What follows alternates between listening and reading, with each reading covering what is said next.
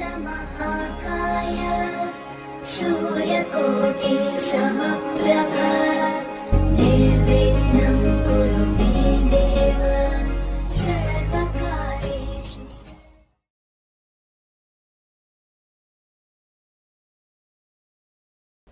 मेरे बहुत ही प्रिय और बेहद सम्मानित साथियों, हृदय की असीम गहराइयों से स्वागत, बहुत बहुत अभिनंदन। साथियों, इस श्रृंखला में हम चर्चा कर रहे हैं चांडाल योग के बारे में।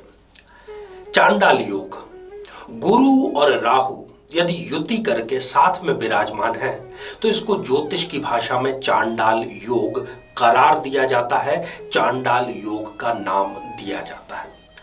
साथियों, जैसा ये योग का नाम है, परंतु ये जरूरी नहीं कि प्रत्येक लग्न में या प्रत्येक स्थिति में ये नकारात्मक परिणाम ही प्रदान करे।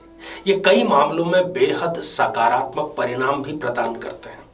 कई लोगों ने ऐसी जिज्ञासा हमें प्रस्तुत की थी कमेंट के माध्यम से कि आचार्य जी, हमारी जन्म पत्रिका में चांडाल योग है, इसका कैसा प्रभाव रहेगा। इसीलिए हमने ये डिसीजन लिया कि प्रत्येक लग्न के बारे में हम चर्चा करेंगे कि यदि किस भाव में गुरु और राहु की युति है तो वो आपको कब श्रेष्ठ या कब नकारात्मक परिणाम देगी। साथियों, आज इस एपिसोड में हम चर्चा करेंगे मिथुन लग्न की जन्म पत्रिका के बारे में। यदि आप अपने लग्न से संबंधित एपिसोड देखना चाहते हैं तो यहां आई बटन में हम उसका भी लिंक दे रहे हैं ताकि आप अपने संबंधित लग्न पे जाकर के और एपिसोड पूरा देख सकें।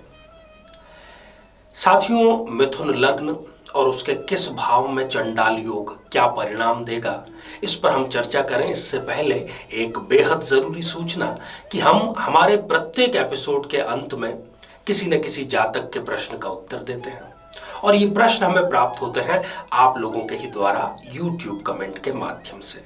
जब भी आप अपना प्रश्न कमेंट के माध्यम से पूछना चाहें, उसको लिखने से ठीक पहले #आचार्य चंद्रकांत इस शब्द का प्रयोग जरूर करें और साथ ही बेहद आसान सा प्रश्न जो इसी एपिसोड से संबंधित है, इसी एपिसोड के अंत में आपसे पूछा जाएगा, उसका सही उत्तर साथ में लिखा हुआ होना बहुत जरूरी है। तो आइए साथियों, बिना किसी देरी किए मिथुन लग्न में चांडाल योग क्या परिणाम देता है जानते हैं। साथियों, ये आप जो स्क्रीन पर जन्म पत्रिका देख पा रहे हैं, 3 नंबर से ये जन्म पत्रिका प्रारंभ हो रही है। लग्न में 3 नंबर का अंक लिखा है, इसलिए यह है एक मिथुन लग्न की जन्म पत्रिका। अब मिथुन लग्न में जो सबसे बड़ा प्लस पॉइंट है, खास तौर पर चांडाल योग को लेकर के, क्योंकि उसमें गुरु की युति, गुरु और राहु अर्थात राहु के साथ में गुरुदेव बृहस्पति की युति होना जरूरी है। गुरु जो कि विवेक और ज्ञान के कारक है, क्योंकि 3 नंबर अर्थात मिथुन राशि और मिथुन राशि के स्वामी होते हैं बुध। बुध जो है वो है बुद्धि, परंतु बुद्धि और ज्ञान जब तक अलग अलग हैं तब तक वो किसी कार्य के नहीं है। जैसे ही ये गठजोड़ कर लेते हैं तब जाकर के बेहद सुंदर संतुलन बनता है और व्यक्ति ठीक निर्णय लेता है, जीवन में आगे बढ़ता है। तो गुरु जो है वो इस जन्म पत्रिका में आप देख रहे हैं कि सप्तमेश भी है और कर्मेश भी है, दो केंद्र के अधिपति हैं, इसलिए वो ज्यादातर मामलों में यहां पर बहुत श्रेष्ठ और अच्छे परिणाम देंगे। तो शुरुआत करते हैं हम लग्न से। यदि इस जन्म पत्रिका के लग्न भाव में ही गुरु और राहु ये दोनों युति करके विराजमान है तो यकीन मानिए साथियों कि न केवल गुरु की दशा बल्कि राहु की दशा भी इस व्यक्ति के लिए, इस स्त्री या पुरुष के लिए बहुत श्रेष्ठ परिणाम प्रदान करेगी। ऐसा व्यक्ति जिद्दी होता है, अपनी जिद को, अपनी हठ को पूरा करने के लिए किसी भी स्तर तक वो जा सकता है।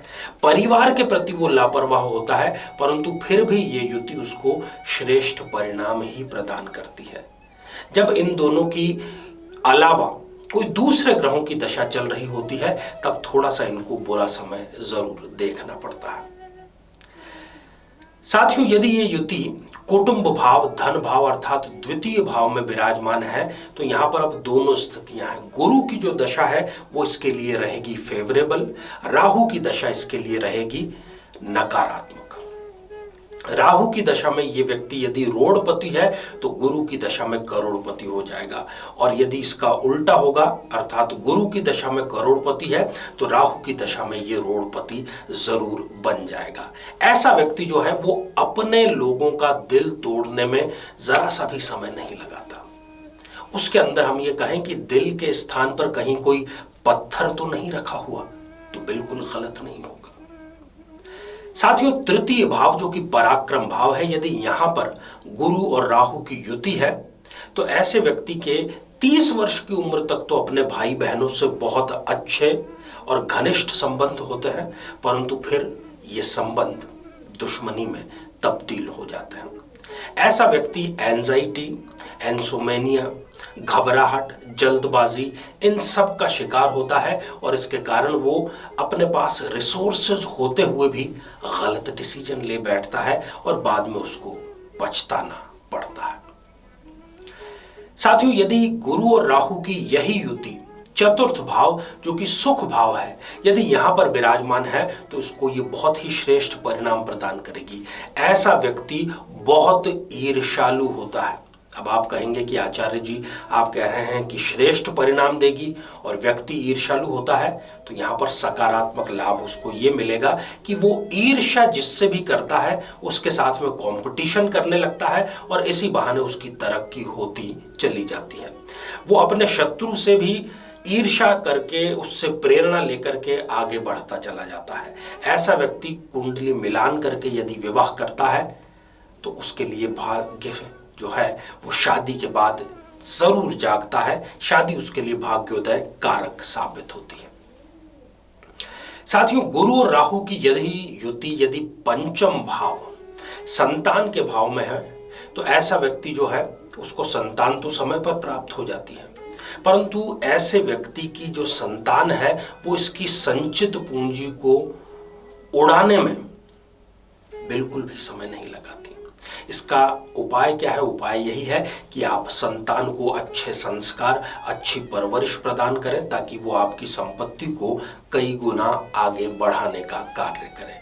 ऐसा जो व्यक्ति है वो कर्म स्थान पर राजनीति का शिकार हो जाता है। उसके अधीनस्थ और उसके अधिकारी दोनों ही उसको दबाने का कार्य करते हैं। साथियों, यदि यही युति छठे भाव में जो कि एक उत्तरक भाव है, यदि यहां पर विराजमान हो तो ऐसे व्यक्ति की शादी में अननेसेसरी डिले जरूर होता है। वो देखने में अच्छा होता है, पढ़ा लिखा होता है, नौकरी या व्यापार भी करता है, परंतु इन सब के होते हुए भी उसकी शादी में डिले जरूर हो जाता है। एक और यहाँ पर जो बुरा कार्य नजर आ रहा है वो ये कि शादी के बाद में ऐसे व्यक्ति को ऐसा जीवन साथी मिलता है जो इसको बजाय सही रास्ते पर चलने के गलत रास्ते पर चलने का इसको प्रोत्साहित करता है और उसमें वो साथ भी देता है। साथियों, बात सप्तम भाव की।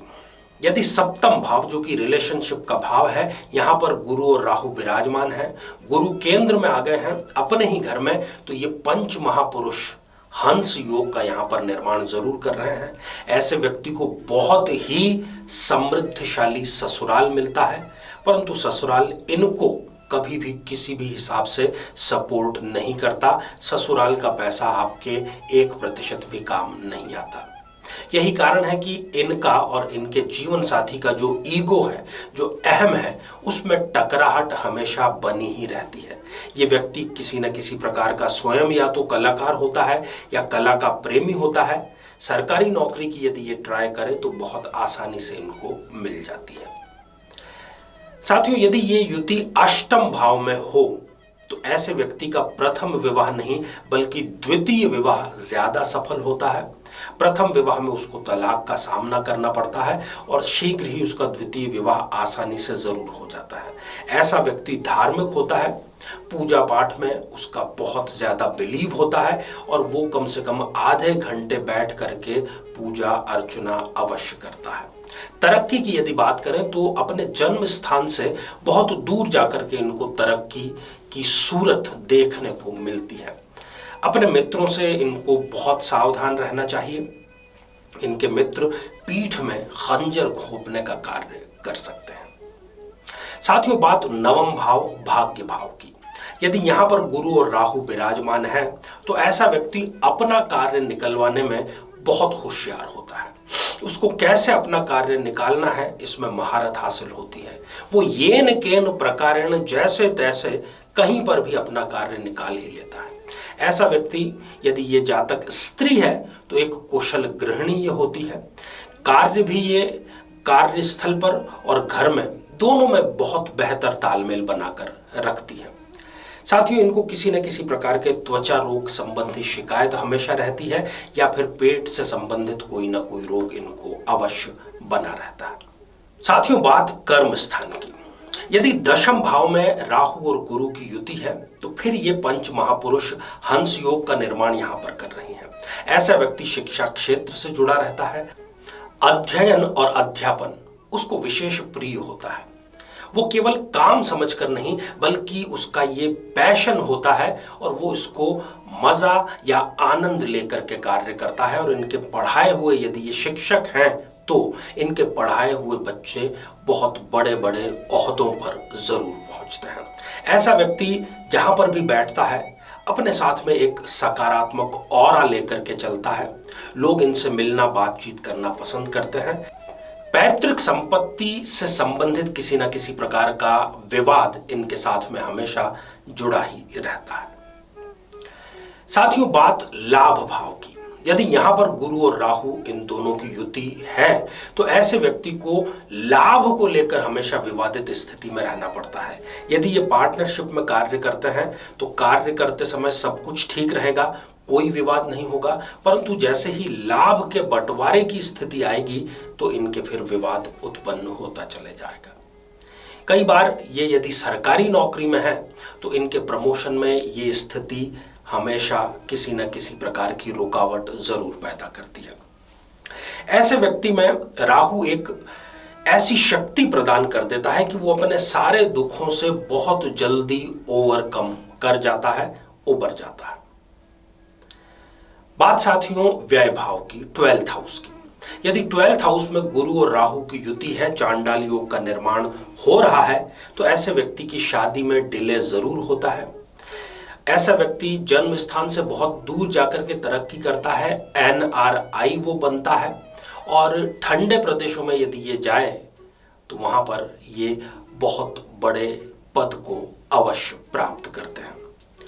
इनकी एक कमजोरी मैं ये कहूंगा कि ये लोगों का उपहास उड़ाने में, लोगों का अपमान करने में, तिरस्कार करने में कई बार बहुत बढ़ चढ़कर हिस्सा लेते हैं। और यही कारण है कि 50 वर्ष के बाद में ईश्वर इन्हें अकेलेपन का दंश झेलने को मजबूर कर देता है। तो साथियों, ये श्रृंखला हमारी आगे भी जारी है, तो आप इस श्रृंखला का लाभ जरूर लीजिएगा। आइए साथियों, अब हम बढ़ते हैं आज के हमारे कमेंट के चरण की ओर। आज हमने कमेंट शामिल किया है सौरभ अग्रवाल जी का, जो कि उन्होंने लिखा है कानपुर उत्तर प्रदेश से। सौरभ जी, आपने पूछा है कि क्या सरकारी नौकरी का योग आपकी जन्म पत्रिका में है? अवश्य है। सूर्य आपकी जन्म पत्रिका में त्रिकोण का अधिपति है, उच्च राशि का विराजमान है, तो सरकारी नौकरी आपकी अवश्य लगेगी। तैयारी में कमी न रखें, जुलाई 2023 का इंतजार करें, आपकी जरूर सरकारी नौकरी लगेगी। तो आइए साथियों, अब आज का बेहद ही आसान सा प्रश्न पूछ लिया जाए। आज हमने चर्चा की मिथुन लग्न की, चर्चा की चांडाल योग की। तो मिथुन लग्न में सप्तमेश कौन सा ग्रह होता है?